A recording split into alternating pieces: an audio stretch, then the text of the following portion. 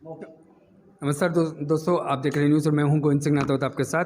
जैसे कि आपको पता है, हाल ही में 12th और 10th का रिजल्ट डिक्लेयर हुआ, 8th का भी हुआ और कल जैसे जारी हुआ कि आज 5th का भी रिजल्ट्स है। तो हम लोग पहुंचे हरदेव शिक्षा निकेतन हीरापुरा नगर के पास, हरदेव नगर के पास। और यहाँ पे बच्चे जो खड़े हैं, इन्होंने अपना अलग ही परचम ले रहा है। यहाँ पे डायरेक्टर सर भी मौजूद है, सभी मौजूद है। क्या परसेंटेज है इस परसेंट स्कोर के? अब तक कब से स्कूल का संचालन हो रहा है? Sports activities, other cultural activities में किस तरह से बच्चे भाग ले रहे हैं और उनको किस तरह से मोटिवेट कर रहे हैं, और बाकी जानकारी हम खुद लेते हैं। सर, सबसे पहले तो चैनल में स्वागत है और कॉन्ग्रेचुलेशंस। सर, क्या हाईएस्ट परसेंटेज रही है आपके 12th और 10th, इसके बारे में जानकारी दीजिए। 10th क्लास हमारे यहाँ 2002 से 10th क्लास यहाँ चल रही है और इसके बाद में 12th क्लास भी प्रारंभ की गई थी। 10th क्लास का जो इस समय रिजल्ट है हमारा 26 स्टूडेंट थे, जिसमें 12 स्टूडेंट फर्स्ट, 9 सेकंड और 5 थर्ड पास हुए हैं। इसी प्रकार से 12th क्लास में हमारे यहाँ 7 स्टूडेंट थे कॉमर्स के और 7 स्टूडेंट्स फर्स्ट डिवीज़न से पास हुए हैं। 10th क्लास में जो प्रथम स्थान प्राप्त करने वाली छात्रा तन्वी महावर है, जिसने जो 85.63% नंबर प्राप्त करके प्रथम स्थान प्राप्त किया है। और 12th में 77.60% अंक प्राप्त करके छात्र कुंदन प्रजापति ने प्रथम स्थान प्राप्त किया है। इस प्रकार से हमारा रिजल्ट बहुत अच्छा है। गत वर्ष भी हमारा रिजल्ट बहुत अच्छा रहा। शुभम गुप्ता जो छात्र था 10वीं का, उसने 95% अंक प्राप्त किए थे। और ये विद्यालय लगातार 1998 से लगातार अपने इस क्षेत्र में कार्यरत है। परीक्षा परिणाम में भी लगातार इसने वृद्धि की है और इस बार भी लगातार ये अपनी वृद्धि कर रहा है। जहां एक ओर परीक्षा की ओर हमारा विद्यालय बढ़ रहा है, परीक्षा परिणाम अच्छा देने की ओर बढ़ रहा है बच्चों में एक जो है, वहीं दूसरी ओर हम बच्चों में संस्कार भी प्रदान करते हैं, क्योंकि आज संस्कारों की बहुत आवश्यकता है। जो संस्कार समाज से लुप्त होते जा रहे हैं, बच्चे अपने माता पिता गुरुजनों का सम्मान नहीं करते, ये विद्यालय उन संस्कारों को भी प्रदान कर रहा है। साथ ही विद्यालय में अनेक प्रकार की गतिविधियाँ भी आयोजित की जाती हैं, जिन गतिविधियों में विद्यार्थी जो प्रथम द्वितीय स्थान प्राप्त करते हैं उनको पुरस्कार भी मिलता है। अभी गत वर्ष सत्र में हमारे विद्यालय में जो है बाल एवं विज्ञान प्रदर्शनी 14 नवंबर को आयोजित की गई, जिसमें 3 बच्चों को प्रथम द्वितीय तृतीय पुरस्कार प्राप्त किया गया। उन्होंने बहुत अच्छे प्रोजेक्ट बनाए जो आज भी हमारे पास मौजूद हैं और उनमें 2100, 1100 और 500 रुपये का पुरस्कार उन बच्चों को दिया गया। इसी प्रकार से HSS फाउंडेशन की ओर से प्रदेश स्तरीय रंगोली प्रतियोगिता में दशहरा मैदान में जो आयोजित की गई थी, उसमें हमारे विद्यालय के छात्रों ने प्रथम स्थान प्राप्त किया और विद्यालय का नाम रोशन किया। इसी प्रकार खेलकूद के संबंध में छात्र किशोर कुमार ने और नेशनल ओपन में गोल्ड मेडल प्राप्त किया है। छात्र प्रिंस सिंह ने जो ताइक्वांडो में प्रदेश स्तरीय जो हरियाणा में हुआ, उसमें ब्रॉन्ज मेडल प्राप्त किया।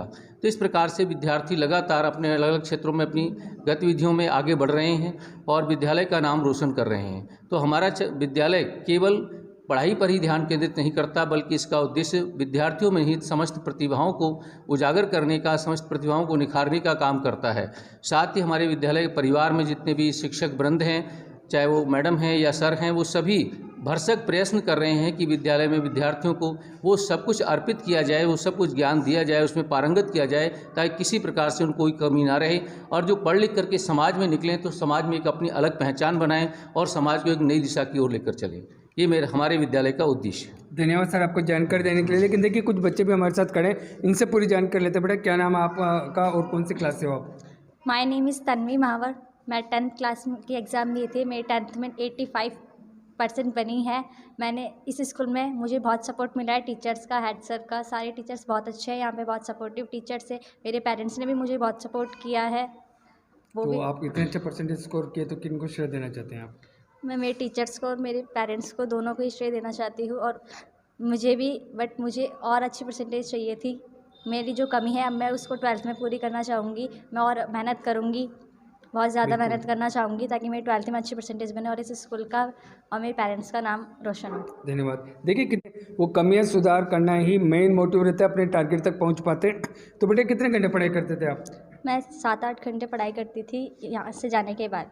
उसके अलावा थोड़ा सा रेस्ट कर लेती थी, थोड़ा सो लेती थी और थोड़ा फैमिली जब कभी आपको डाउट होता तो स्कूल से कंफर्मेशंस लेते थे या मोबाइल देखते थे या फ्रेंड्स की हेल्प लेते थे? स्कूल से भी कर लेती थी और फिर भी मुझे कोई डाउट होता था तो मैं फ़ोन से कर लेती थी। कैसा लग रहा है आपको स्कूल का एनवायरनमेंट? बहुत अच्छे यहाँ पे एनवायरनमेंट है। यहाँ पे सारी एक्टिविटीज़ कराई जाती है, सब में पार्टिसिपेट कराया जाता है। बहुत अच्छा है यहाँ पे, पढ़ाई के साथ साथ कितने सारी साल से पढ़ रहे हो आप एक्टिविटीज़। यहाँ पे? मैं यहाँ बचपन से पढ़ रही हूँ, मुझे स्टार्टिंग से पढ़ती थैंक यू बेटा, कांग्रेचुलेशन वन सेकेंड। क्या नाम बेटा आपका? My name is Srishti Sen and मैंने अभी 10th के एग्ज़ाम दिए हैं एंड मैंने अभी 10th में 78% स्कोर करा है। कांग्रेचुलेशन। आप? मेरा नाम मुनेश्वर कुमार है और मैं अभी 12th क्लास का छात्र हूँ। मेरे पास कॉमर्स है और कॉमर्स में मेरी 72.60% आई है। ठीक है, देखिए और भी बच्चे खड़े हैं 12th के, उनसे भी जानकारी लेते हैं। बेटा क्या नाम है आपका? मेरा नाम कुंदन कुमार प्रजापति, मैं कितना- 12th क्लास का स्टूडेंट कॉमर्स से और मेरा 77.60% बना है। आगे फ्यूचर में क्या एम है आपका? मैं आगे BCA करना चाहता हूँ। देखो BCA आप करना चाहते हो, दैट इज़ योर ऑप्शनल है, आपका एम है, टारगेट है, लेकिन आजकल देखा जाता है कि हर कोई बच्चे की होड़ लगी रहती है मैं IAS IPS अधिकारी बनूं या कोई सोशल वेलफेयर में जाऊं या और कुछ बनूं, तो आपने ये लाइन क्यों चूज़ की? क्योंकि आगे आने वाला जो ज़माना है वो टेक्नोलॉजी पे बेस्ड है। AI है, इतनी बड़ी हाई जो टेक्नोलॉजी है, इसके अनुसार से अगर BCA लेते हैं तो इसमें काफ़ी चांस है ग्रो करने का। That's good. ये जो टेक्नोलॉजी का फील्ड है, आप सब जानते हो सोशल मीडिया का ज़माना है, टेक्नोलॉजी फील्ड है, ये टेक्नोलॉजी फील्ड में ही आगे बढ़ने का पूरा चांसेस रहता है। बेटा आपका कितना परसेंटेज? मेरा नाम यशवंत कुमावत है और मैं 10th स्टैंडर्ड पास आउट हूँ और मैंने 81.67% स्कोर किया 10th में। आपका? मेरा नाम नीतीश कुमार मावर है, मैं 10th पास आउट हूँ और मेरा 83% है। ठीक है, देखिए कुछ टीचर स्टाफ मैनेजमेंट भी खड़े हैं। मैम आप कौन से सब्जेक्ट के टीचर, कौन से क्लास पढ़ाते हैं? मेरा नाम ज्योति शर्मा है, मैं यहाँ साइंस पढ़ाती हूँ 10th स्टैंडर्ड तक। तो मैम एक साइंस से एक बच्चे टिपिकल सब्जेक्ट्स मानते हैं हाँ, कि yes। फिजिक्स केमिस्ट्री बायो वगैरह के फार्मूलास इनका होता है, केमिकल्स रिएक्शंस वगैरह होता है, तो इनको बच्चों को किस तरह से मोटिवेट करके इस तरह से ब्रॉट अप किया आपने?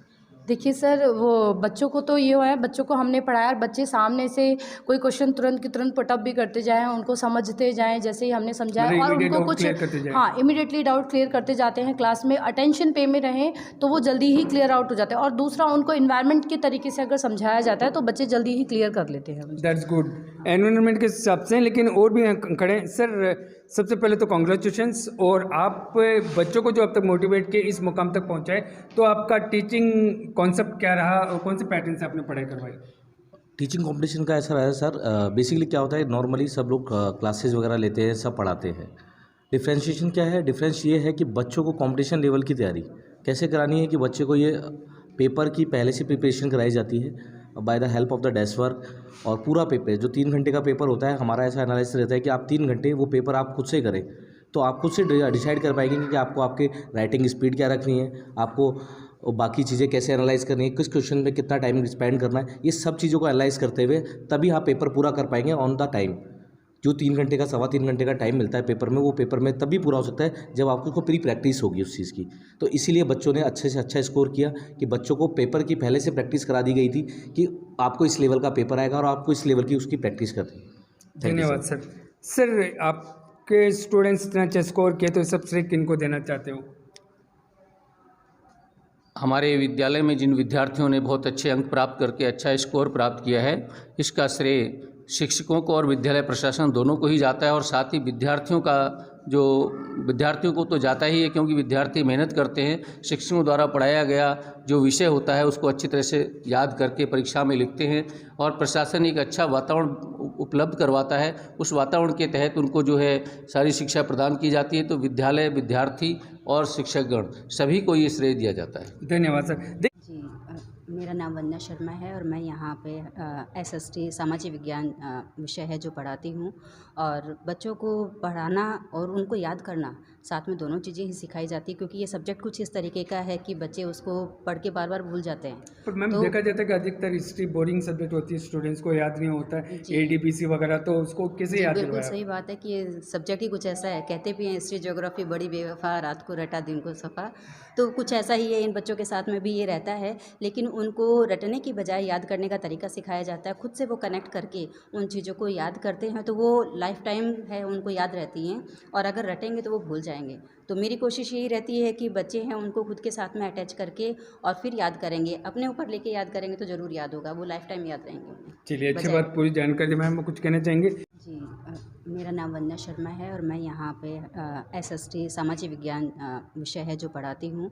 और बच्चों को पढ़ाना और उनको याद करना साथ में दोनों चीज़ें ही सिखाई जाती है, क्योंकि ये सब्जेक्ट कुछ इस तरीके का है कि बच्चे उसको पढ़ के बार बार भूल जाते हैं। पर मैम देखा जाता है कि अधिकतर हिस्ट्री बोरिंग सब्जेक्ट होती है, स्टूडेंट्स को याद नहीं होता है, एडीपीसी वगैरह, तो उसको कैसे याद बिल्कुल करवाया? सही बात है कि ये सब्जेक्ट ही कुछ ऐसा है। कहते भी हैं हिस्ट्री ज्योग्राफी बड़ी बेवफा, रात को रटा दिन को सफ़ा। तो कुछ ऐसा ही है, इन बच्चों के साथ में भी ये रहता है, लेकिन उनको रटने की बजाय याद करने का तरीका सिखाया जाता है। खुद से वो कनेक्ट करके उन चीज़ों को याद करते हैं तो वो लाइफ टाइम है उनको याद रहती हैं, और अगर रटेंगे तो वो भूल जाएंगे। तो मेरी कोशिश यही रहती है कि बच्चे हैं उनको खुद के साथ में अटैच करके और फिर याद करेंगे, अपने ऊपर लेके याद करेंगे तो ज़रूर याद होगा, वो लाइफ टाइम याद